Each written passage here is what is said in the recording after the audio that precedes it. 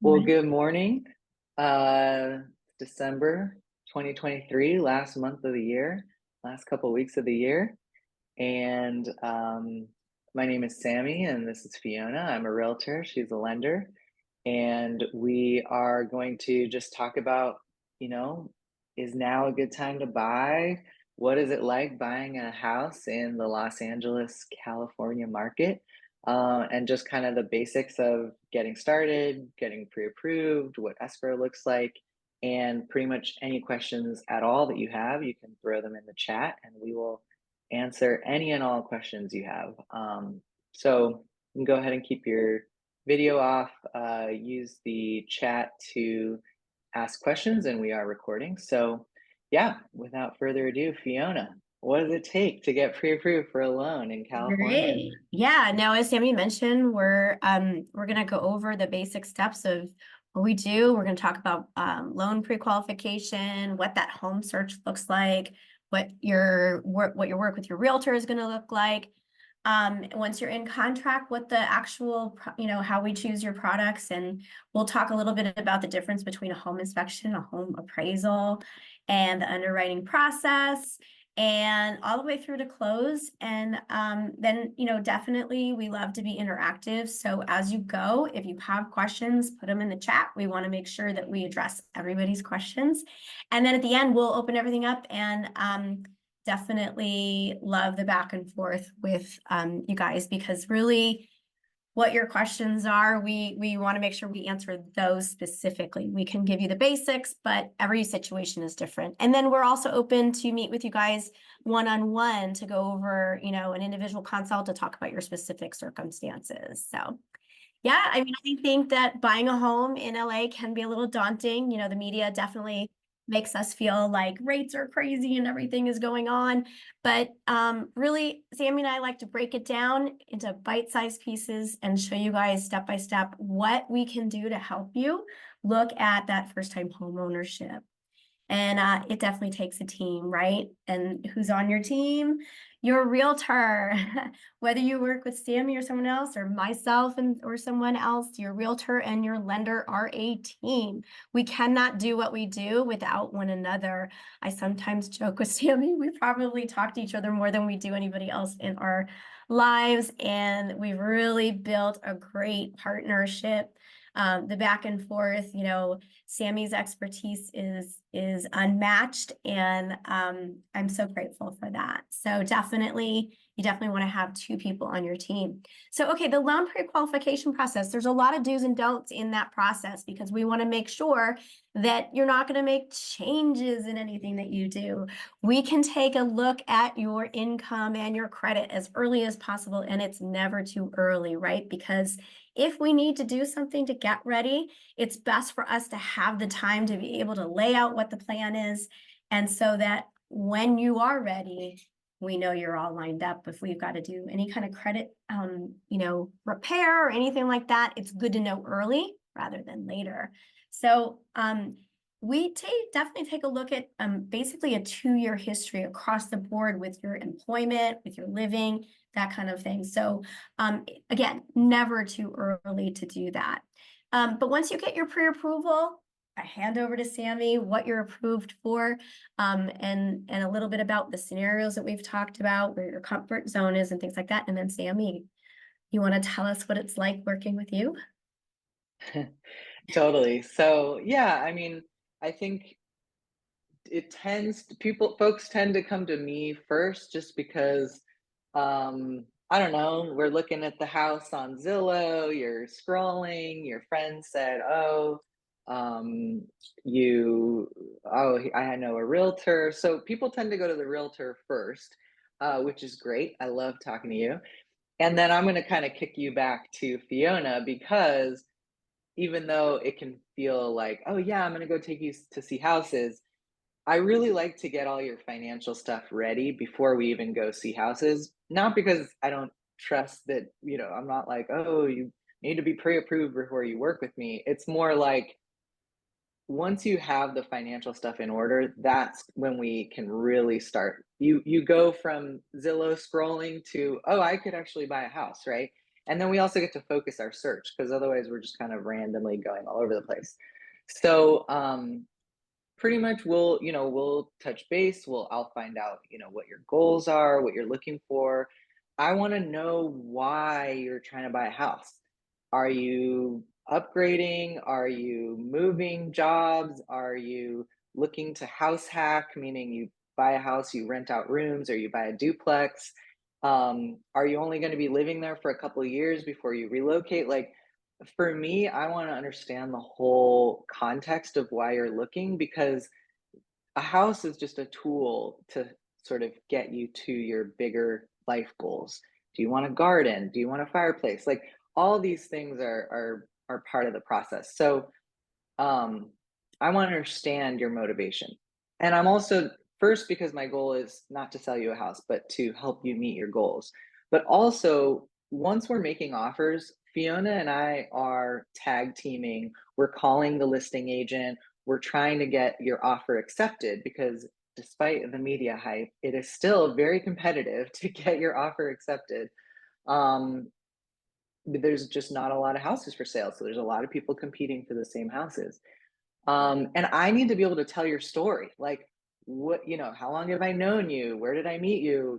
Why do you really like this house? Right. And so people really like to hear that. So for me, being your house journey is more than just, I want 2 bedrooms and 2 bathrooms or whatever, which is important, but I want to know why.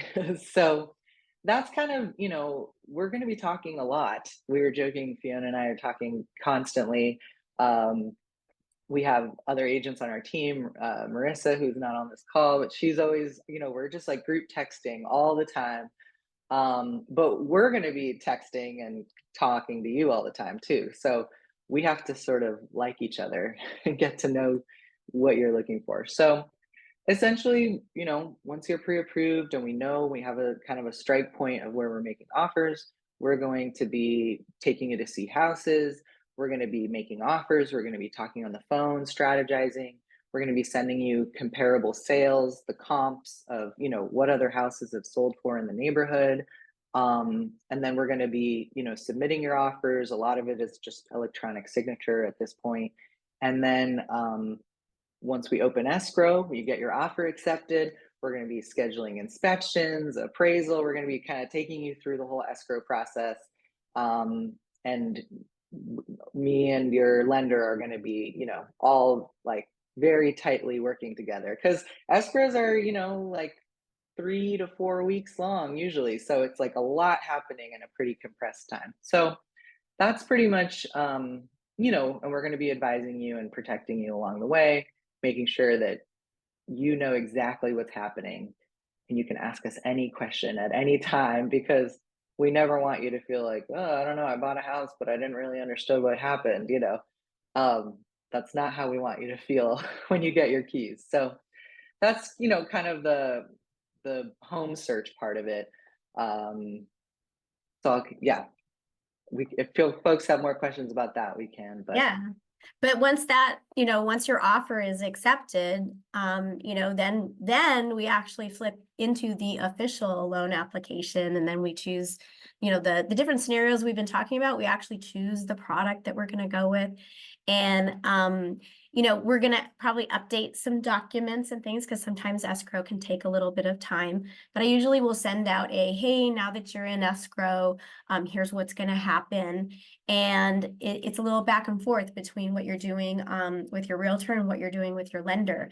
And it's funny because I think sometimes people think about it all as the loan process, right? But I'm only one person in that process. So our escrow company will sit in the middle and we all kind of communicate with them.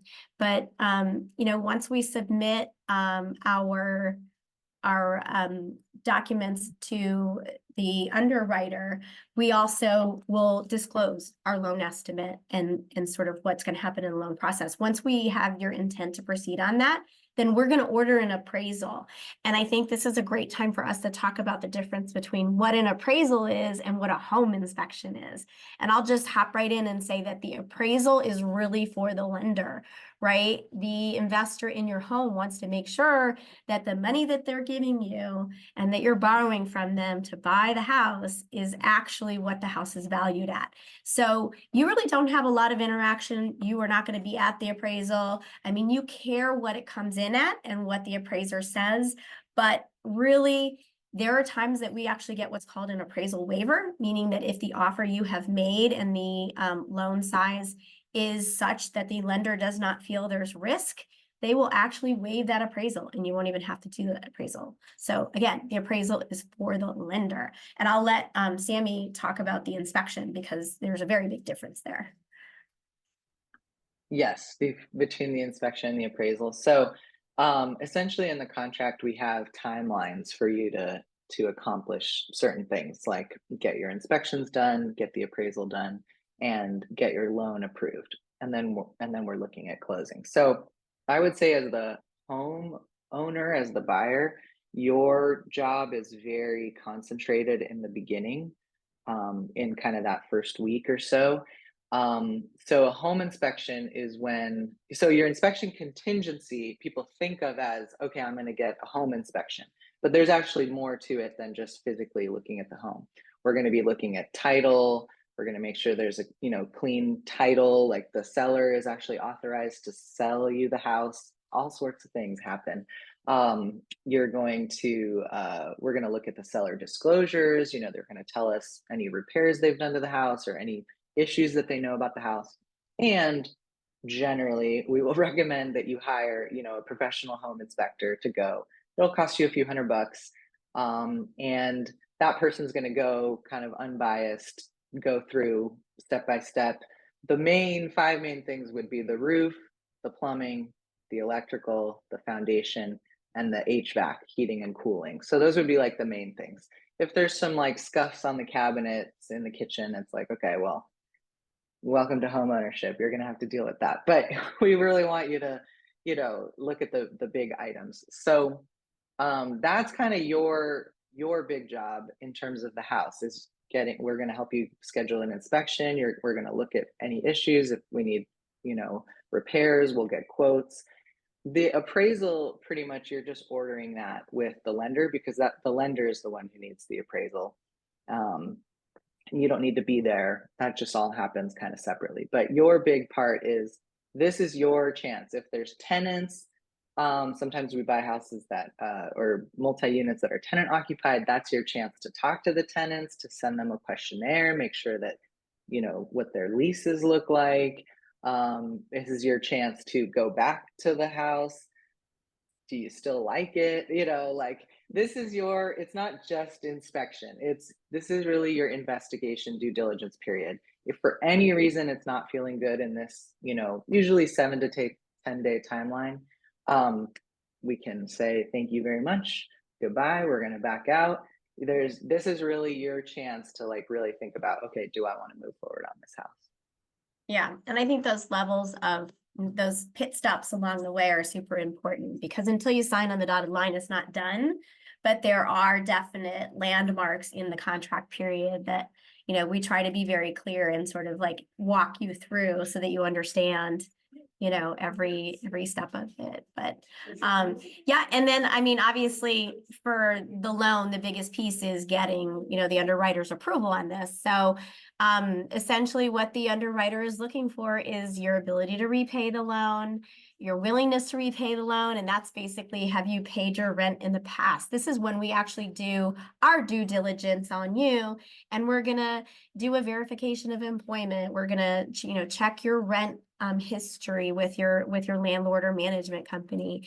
And then the credit report is super important at that time. Again, going back to the very beginning, when you're looking at buying a house, we want to make sure that we don't make any really large purchases, any crazy large deposits. We're going to have to actually source things like that. So it's why it's, again, so important up front to be prepared, because when we're in this period, we don't got a lot of time to make some changes. So, and then again, the collateral, obviously the house that you're buying, they want to make sure Did the appraisal come in at value? Or do we have all of our check boxes checked off? And so that's the underwriter. And once they come in with their review, and they've approved it, they'll usually come in with conditions first, and then we go back. I will say like 99.9% of my files are two-touched. And the reason they are is because up front, we know exactly what we're going into. We're very, very skilled at knowing our guidelines, knowing what's going to be expected of you. And so our whole goal is that we submit,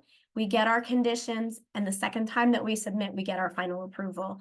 And when that final approval comes in, then we get cleared for documents. And this is the time when, you're going to have seen disclosures, but this is the time when you want to make sure that you check, is my loan amount right? Is my interest rate, like, this is the last chance we're going to have to really make sure that what we're signing is what we think we're signing. And I'm always available. We usually will be doing mobile notaries recently. Ever since COVID, it seems like that's become a very convenient thing. I think, we did mobile notaries because it was, out of necessity.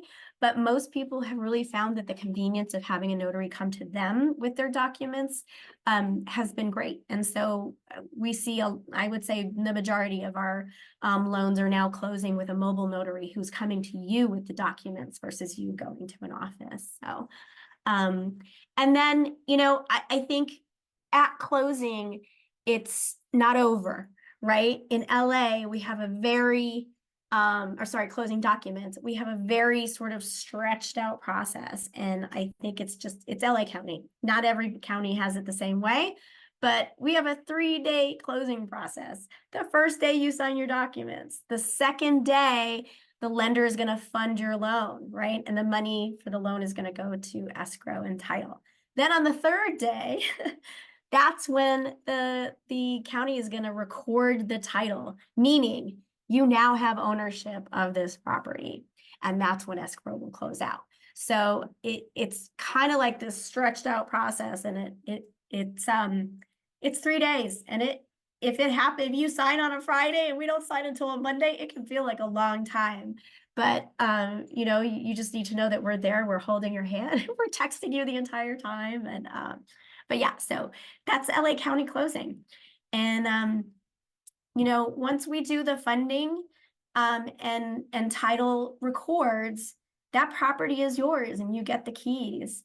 And I think the most important thing to remember, though, that I really try to make sure people get is that we don't go away just because you've purchased your house. It's not a done thing, because home ownership is a lot of things, right? And having a loan is a commitment, right? You're signing for a committed period of time. And I, as your loan officer, really commit to you that I want you to understand the life of that loan. How does it fit into your financial plan? Is that loan always operating as it should? If rates come down, when is the right time to refinance? It may not be right when rates drop the first time. We might want to look at the overall value of refinancing, and at what point does it make sense? So I think this is a relationship that Sammy and I set up from the beginning, and we have clients that we've worked with for years. We have client appreciation parties. We know their kids. We, exchange holiday cards and birthday cards, and we commit to being a team around you.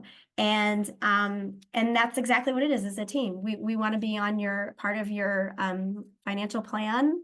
We want to be part of the discussions when you talk about a move-up property or an investment property or accessing the equity in your home and what you're going to do with it. We really want to be part of that team. So I don't know, Sammy, do you have anything to add to that?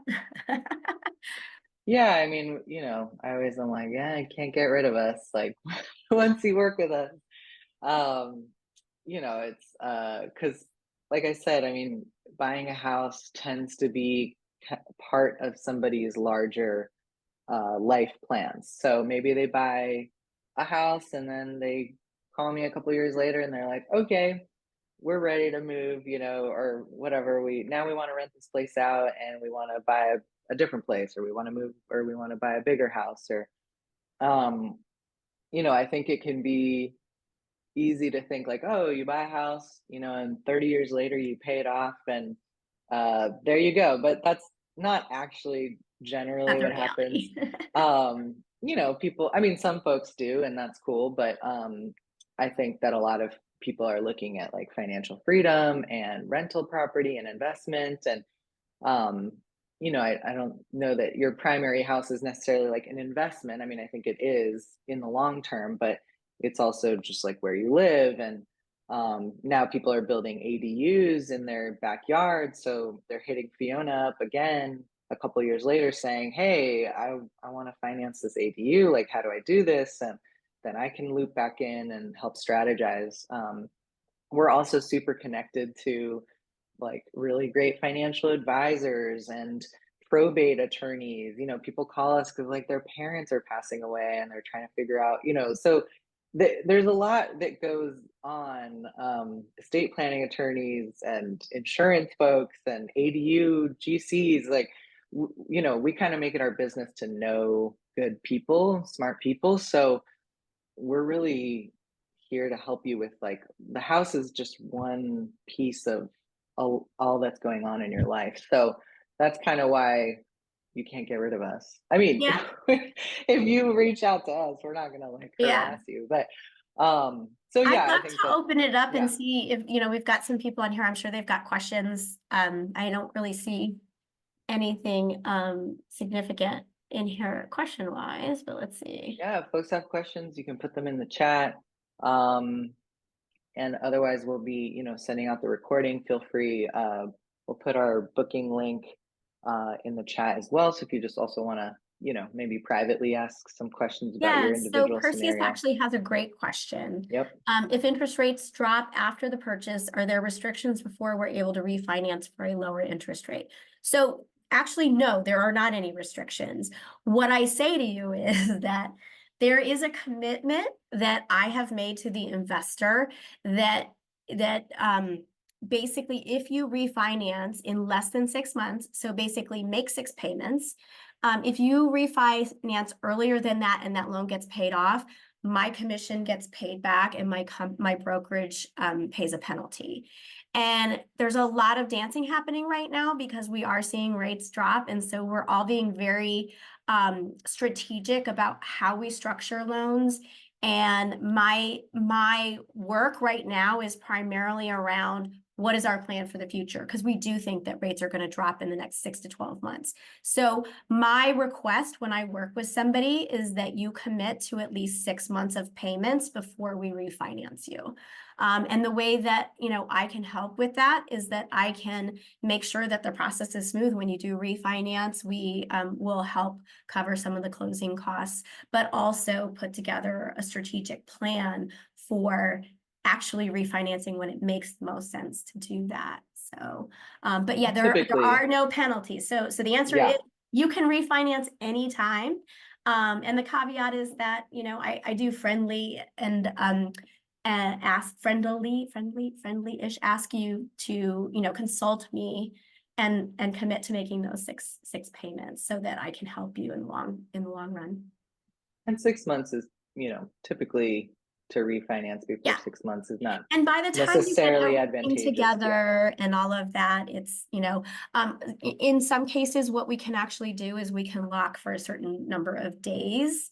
But if rates are dropping, we don't want to lock for that Right. number of days anyway. Yeah. So, but yeah, For commercial transactions, like 5+ units and commercial things, an they're investment. due 10. Yeah. Yeah, there are sometimes prepayment penalties. Sometimes there's like a step down where every year for 5 years the Yeah. penalty lessens. But for residential, which Residential. would be 1 to 4 units, it's not. There's really not. That whole system doesn't Unless really you have an exist. investment loan on that is Right. non-QM. Yeah. Yeah, but the general normal person. Also, the type of loan that you got will also inform, where you're at if you want to refinance. And Fiona can obviously walk you through, but like if you bought with an FHA loan, Mhm. you might want to think about refinancing into conventional. Yeah. And just there's FHA different. does actually have a restriction. You can't, you do have to wait the 6 payments on an FHA loan Right. to get the FHA registration. Yeah. But So yeah, she'll, don't worry, Fiona. And I have to say, like in terms of refinancing, obviously most buyers currently understand that they're buying at a higher rate and they're planning to refinance, right? But you have to think about it like Fiona is a lender, and in 2020, 2021, when rates were really low, a lot of her business was actually people refinancing, yeah. not just purchasing, right? So it's Nope. also in Fiona's best interest for you to refinance because it's going to lower your rate. And like, so I just, everyone is sort of like rooting for you to purchase and then refinance. So you won't be Yeah. missing, you'll I know when it's time to That refinance. actually brings up the question that we get a lot too, Sammy, is that is now the right time to buy or should I wait for rates to go down? And that's kind of like a double-edged question. Like, okay, rates are going to go down, but what's going to happen to property prices? Because there are a lot of people on the sidelines right now waiting for rates to drop. But we're not actually seeing property values go down. We're seeing them remain pretty level, and they're appreciating, not quite as fast as they were, a year and a half ago or so, but they're continuing to rise. But you can buy at today's value and then refinance lower. But I think that, waiting for rates to drop, you're probably not going to be, I think appreciation will outpace anything that rates do. Yeah. Yeah. Well, and also the media is really looking at like the national averages. So like, I Yeah. follow other markets. I was just looking at a realtor who is sharing information about like Texas, and Austin, for example, has seen some price drops. Whereas, but we're in Los Angeles, right? So you do have to look at, not every market is the same. And so Los Angeles in particular, I think is, this workshop is the context of LA County, Inland Empire, we're kind of like greater LA area. So is not really seeing massive price drops. And I think overall, right now people are saying I'm waiting for rates to drop. 3 years ago, everyone was telling me I'm waiting for prices to drop. It's like, what, I don't know, like rates were low, but prices were high.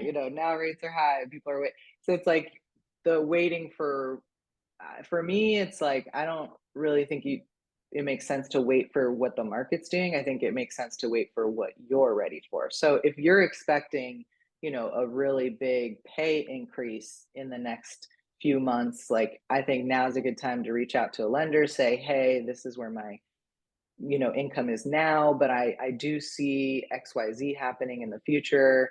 What is your opinion? Should I wait to that?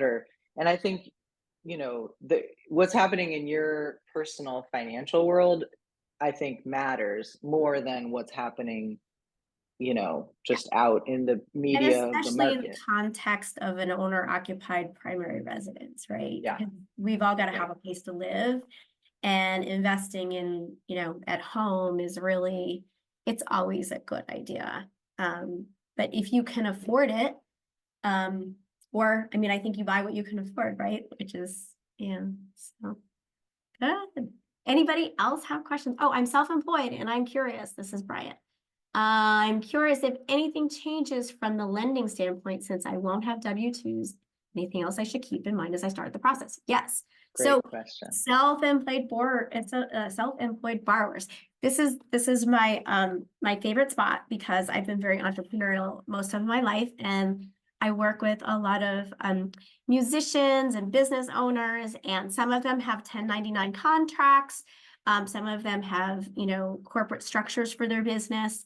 And this is one of those situations where your income is calculated based on your taxes, right? So you're not getting a W-2, to your point. How are you paying yourself and how much are you deducting? So for self-employed borrowers, 100%. It's never, ever, ever too early to talk to a lender and have them do an analysis of your taxes for 2 years, because you have to have a 2-year history of working, and they're going to take a 2-year average, right?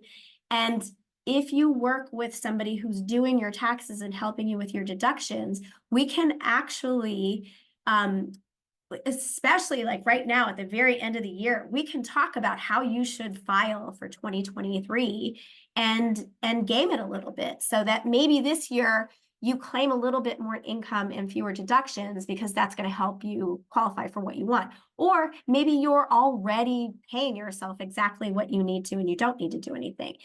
Or maybe we don't want to take the tax hit that it's going to take to get our taxes in shape, and we want to look at what's called a non-QM mortgage, where we can use bank statements and do a bank statement loan. And so looking at all those different scenarios is a very, very good idea. And it's, again, never too early.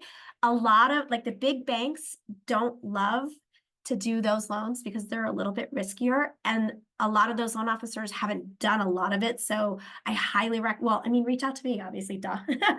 I reach out to me because I always will take a look at your taxes and do an analysis of it. But definitely find somebody who is very, very skilled with self-employed income, because I've seen a lot of mistakes made in self-employed income. That's a lot of times that's where we see people fall out of escrow and it's been self-employed.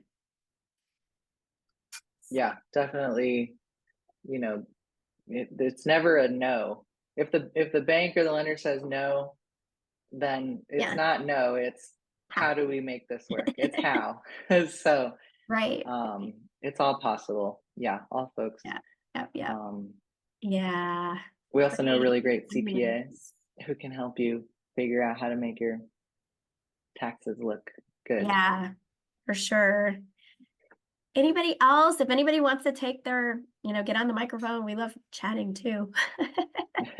Totally.